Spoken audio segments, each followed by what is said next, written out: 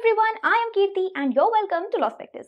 अगर आप एक लॉ ग्रेजुएट हैं और इंडियन आर्मी के लिए काम करना चाहते हैं, वो भी लॉ की ही फील्ड में, तो आपके लिए एक बहुत ही अच्छा करियर ऑप्शन अवेलेबल है, जज एडवोकेट जनरल यानी जैग। आई एम श्योर आप में से मैक्सिमम लोगों ने इस करियर ऑप्शन के बारे में जरूर सुना होगा।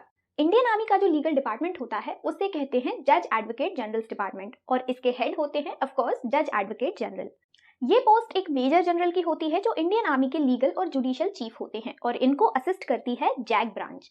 इस ब्रांच के अंडर होते हैं लीगली क्वालिफाइड आर्मी ऑफिसर्स जिनको जैग ऑफिसर्स कहा जाता है और इन्हीं जैग ऑफिसर्स को रिक्रूट करने के लिए जो एग्जाम होता है उसे कहते हैं short service commission non technical zag entry scheme, in short SSC-NT zag entry exam. ये जैग ऑफिसर्स आर्मी का सारा लीगल काम संभालते हैं, जैसे आर्मी कोर्ट्स में प्रिसाइडिंग ऑफिसर्स को मिलिट्री लॉज पर एडवाइस देना, ड्राफ्ट प्रिपेयर करना, मिलिट्री कोर्ट्स और ट्रिब्यूनल्स में अपीयर होना, ह्यूमन राइट्स से रिलेटेड मैटर्स हैंडल करना, बेसिकली जो भी कुछ मिलिट्री के डिसिप्लिनरी केसेस, लिटिगेशन और लीगल मैनेजमेंट से रिलेटेड है वो सारे काम इनके वर्क एम्बिट में आते हैं। इस जॉब का जो टोटल टाइम पीरियड होता है वो होता है 14 ईयर्स। 10 ईयर्स का इनिशियल पीरियड होता है जिसे 4 और सालों के लिए एक्सटेंड किया जा सकता है। स्टार्टिंग सैलरी आपको मिलेगी around 1,77,500 rupees, which is a great amount. Selection के बाद आपकी 49 वीक्स की ट्रेनिंग होगी ऑफिसर्स ट्रेनिंग अकेडमी चेन्नई में और ट्रेनिंग के दौरान भी आपको 56,100 रुपीज का फिक्स्ड मंथली स्टाइपेंड भी मिलेगा। प्रोबेशन पीरियड आपका 6 मंथ्स का रहता है, लेकिन हाँ एक चीज इसमें आपको ये ध्यान रखनी है कि अगर ट्रेनिंग कंप्लीट करने के बाद अगर आप जॉब छोड़ते हैं तो ट्रेनिंग में जितना भी उनका खर्चा हुआ है वो आपको पे करना होगा, उसके बाद ही you can leave. JAG entry की वैकेंसीज ऑलमोस्ट हर साल आती हैं। आप joinindianarmy.nic.in पर लेटेस्ट नोटिफिकेशंस चेक कर सकते हैं। हालांकि वैकेंसी ज्यादा नहीं आती हैं, मैक्सिमम 10 से 12। Alright, let's quickly have a look at the eligibility criteria for the JAG entry exam. Unmarried mail और फीमेल लॉ ग्रेजुएट्स दोनों इसका फॉर्म भर सकते हैं। बाकी कंडीशंस क्या हैं, आइए देखते हैं। सबसे पहले देखते हैं नेशनैलिटी क्राइटेरिया। आप इंडिया के सिटीजन होने चाहिए और else you are a subject of Nepal, या फिर आप इंडियन ओरिजिन के हैं जो इन कंट्रीज से माइग्रेट होकर इंडिया में परमानेंटली सेटल होने के इरादे से आए हैं। अच्छा, जो लोग सेकंड और थर्ड कैटेगरी में फॉल करते हैं उनके पास गवर्नमेंट ऑफ इंडिया का इशू किया हुआ एलिजिबिलिटी सर्टिफिकेट होना चाहिए, except Gorkha subjects of Nepal. आपकी एज 21 से 27 ईयर्स के बीच होनी चाहिए। डेट ऑफ बर्थ आपकी सिर्फ वही एक्सेप्ट होगी जो 10th या 12th की मार्कशीट में है या इक्विवेलेंट किसी सर्टिफिकेट में है, और कोई भी नहीं। आपके पास LLB की डिग्री होनी चाहिए with minimum 55% aggregate marks from a bar council of India recognised university. 3 year और 5 ईयर LLB दोनों एक्सेप्टेबल हैं। साथ ही आप बार काउंसिल ऑफ इंडिया या स्टेट बार काउंसिल में रजिस्ट्रेशन कराने के लिए एलिजिबल होने चाहिए। रजिस्ट्रेशन यहाँ कंपलसरी नहीं है, बट हाँ आप एलिजिबल होने चाहिए इसके लिए। एक और कंडीशन जो अभी रिसेंटली ही ऐड हुई है कि आपको प्रीवियस ईयर के क्लैट PG एग्जाम में अपीयर होना मैंडेटरी है। क्लैट PG के स्कोर्स के बेसिस पर आप शॉर्टलिस्ट होंगे इंटरव्यू के लिए। मतलब कि जब भी जैग की वैकेंसी आए उसके जस्ट पहले जो क्लैट PG का एग्जाम हुआ होगा उसके स्कोर कंसिडर होंगे आपके।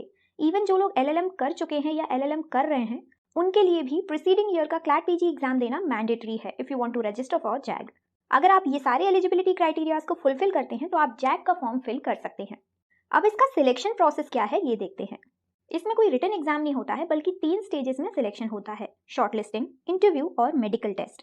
जितने भी कैंडिडेट्स फॉर्म फिल करेंगे उनमें से कुछ ही कैंडिडेट्स को शॉर्टलिस्ट किया जाएगा आपकी एलिजिबिलिटी फुलफिलमेंट, LLB मार्क्स और क्लैट PG के स्कोर्स के बेसिस पर, और इन शॉर्टलिस्टेड कैंडिडेट्स को ईमेल या SMS के थ्रू कॉल लेटर भेजा जाएगा SSB इंटरव्यू के लिए। SSB के 4 सिलेक्शन सेंटर्स हैं इंडिया में, इलाहाबाद, भोपाल, बेंगलुरु और कपूरथला। और ये इंटरव्यू आसान बिल्कुल नहीं है। टोटल 5 डेज का इंटरव्यू प्रोसेस होता है। स्टेज 1 अगर आप क्लियर नहीं कर पाए तो आपको उसी दिन वापस भेज दिया जाएगा। इस 5 डे इंटरव्यू प्रोसेस में आपको कई तरीकों से टेस्ट किया जाता है। इस इंटरव्यू प्रोसेस को थोड़ा डिटेल में समझते हैं। इसमें 2 स्टेजेस होती हैं, स्टेज 1 और स्टेज 2। स्टेज 1 में पहले ही दिन आप सिलेक्शन सेंटर पर रिपोर्ट करते हैं, आपके डॉक्यूमेंट्स चेक किए जाते हैं, आप फॉर्म फिल करते हैं और फिर आपको 2 टेस्ट देने होते हैं, verbal and non verbal intelligence test और पिक्चर परसेप्शन डिस्क्रिप्शन टेस्ट। अगर आप इन टेस्ट को क्लियर नहीं कर पाते, यानी स्टेज 1 अगर आप क्लियर नहीं कर पाते तो आपको वापस भेज दिया जाएगा और बाकी सिलेक्टेड कैंडिडेट्स को अगले 4 दिन के लिए वहीं रुकना होगा स्टेज 2 के लिए। अब नेक्स्ट 4 डेज के लिए हर दिन अलग अलग टेस्ट होंगे जिन्हें आपको इंडिविजुअली क्लियर करना होगा। कुछ टेस्ट रिटन होंगे और कुछ वर्बल। सेकेंड डे पे होंगे thematic apperception test, word association test, situation reaction test and self description test. Third day आपकी ग्रुप एक्टिविटीज के लिए होता है। आपको पर्टिकुलर ग्रुप या पार्टनर अलॉट किए जाएंगे और उनके साथ मिलकर आपको ये 7 टास्क कंप्लीट करने होते हैं। Group discussion, group planning exercise, progressive group task, half group task, individual obstacle task, command task और ग्रुप ऑब्स्टेकल टास्क। इन सारे टास्क में आपको ये प्रूव करना है कि आप टीम वर्क कर सकते हैं। ये जो SSB इंटरव्यू है ये कैंडिडेट को 360 डिग्री टेस्ट करता है कि वो ऑलराउंडर है या नहीं। इंडिविजुअल और टीम स्किल्स दोनों होंगी तभी आप सिलेक्ट होंगे। 4th डे पे होता है पर्सनल इंटरव्यू जिसमें पैनल आपसे 1-on-1 इंटरैक्ट करते हैं। और 5th डे पे होती है एक कॉन्फ्रेंस जिसमें रिजल्ट्स डिक्लेयर किए जाते हैं and you get to know कि आप सिलेक्ट हुए हैं या नहीं। This 5-day SSB interview in itself is an unmatchable experience. जो कैंडिडेट्स स्टेज 2 क्लियर कर लेते हैं फिर उनका मेडिकल टेस्ट किया जाता है बाय द मिलिट्री डॉक्टर्स, ये चेक करने के लिए कि आप आर्मी के लिए मेडिकली फिट हैं या नहीं। उसमें भी मेल और फीमेल कैंडिडेट्स के लिए डिफरेंट फिटनेस क्राइटेरिया सेट हैं जो अगर आप फुलफिल नहीं करते हैं तो आप सिलेक्शन प्रोसेस से आउट हो जाएंगे। ये रहे रिक्वायर्ड फिजिकल स्टैंडर्ड्स और ये हैं रिक्वायर्ड आई साइट स्टैंडर्ड्स। इसके साथ ही आपका मेडिकल एग्जामिनेशन होगा जिसमें आपकी आउटर और इनर बॉडी दोनों का चेकअप किया जाएगा, जैसे चेस्ट का एक्सरे, किडनी का ultrasound, liver checkup, blood test, urine test वगैरह। ये सारे टेस्ट क्लियर करने के बाद आपका सिलेक्शन होता है एज अ जैग ऑफिसर और स्टार्टिंग में आप लेफ्टिनेंट की पोजीशन पर ज्वाइन करते हैं। आइए देखते हैं कि एज अ जैग ऑफिसर आपकी ओवर टाइम प्रमोशन ट्रैजेक्टरी कैसी दिखेगी और साथ में आपका सैलरी प्रोग्रेशन भी डिस्कस करेंगे। इंडियन आर्मी में 2 तरीके से प्रमोशंस होते हैं। पहला आपके जॉब एक्सपीरियंस के बेसिस पर जिसे हम फिक्स्ड प्रमोशंस कहते हैं which happen after you have served for a particular amount of time, और दूसरा प्रमोशनल एग्जाम्स के बेसिस पर।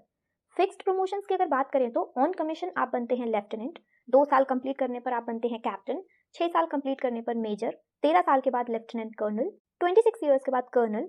उसके बाद जो फर्दर प्रमोशंस होते हैं उसके लिए कुछ सर्टेन सर्विस कंडीशंस फुलफिल करनी होती हैं। सैलरी प्रोग्रेशन अगर आप देखेंगे तो लेफ्टिनेंट की पोजीशन पर आपको मिलेंगे 56,100 से लेकर 1,77,500 तक मंथली। कैप्टन बनने पर वही अमाउंट इंक्रीज होके हो जाएगा 61,300 से लेकर 1,93,900 पर month. In the case of major it will be 69,400 to 2,07,200। मतलब प्रोफेशनल ग्रोथ और सैलरी ग्रोथ दोनों ही बहुत बढ़िया है। इसके साथ ही आपको कई अलाउंसेस, पर्क्स, फैसिलिटीज भी मिलती हैं इस जॉब के साथ, जैसे military service pay, Siachen allowance, uniform allowance, transport allowance, children's education allowance, hostel subsidy plus other allowances जो आपको स्क्रीन पे दिख रहे हैं। आप www.joinindianarmy.nic.in पर जाकर फॉर्म फिल कर सकते हैं। और कौन कौन से डॉक्यूमेंट्स चाहिए होंगे आपको इसके लिए? आपकी 10th और 12th की मार्कशीट और सर्टिफिकेट, आपकी LLB के सभी सेमेस्टर्स की marksheet plus degree certificate, pan card या आधार कार्ड में से कोई एक, your scanned photo with maximum size of 20 KB and signature with maximum size of 10 KB और आपका CLAT PG का स्कोर कार्ड। तो ये थी जैग एंट्री से रिलेटेड सारी रेलेवेंट इन्फॉर्मेशन जो आपको पता होनी चाहिए if you are considering it as a career option. अगर आप इंडियन आर्मी के साथ काम करने के लिए पैशनेट हैं, अगर आप रिक्वायर्ड फिजिकल स्टैंडर्ड्स और मेडिकल फिटनेस क्राइटेरियाज पोजेस करते हैं, देन आई वुड सजेस्ट कि आपको एटलीस्ट एक बार तो जैग एंट्री के लिए जरूर ट्राई करना चाहिए। तैयारी अगर आपकी अच्छी हुई और SSB इंटरव्यू में आपका सिलेक्शन हो गया तो बहुत ही अच्छी बात है, लेकिन अगर आपका सिलेक्शन नहीं भी हुआ ना तब भी आपको काफी कुछ सीखने को मिलेगा। ऐसे ही लॉ रिलेटेड वीडियोस मैं इस चैनल पर रेगुलरली लाती रहती हूँ। अगर आपको इस चैनल का कंटेंट थोड़ा भी हेल्पफुल लगा हो देन डू कंसिडर सब्सक्राइबिंग। हमारे साथ हमारे बाकी सोशल मीडिया पेजेस पर भी जुड़िए, Instagram, Facebook and LinkedIn, links आपको डिस्क्रिप्शन में मिल जाएंगे। Take care everyone and thank you for watching.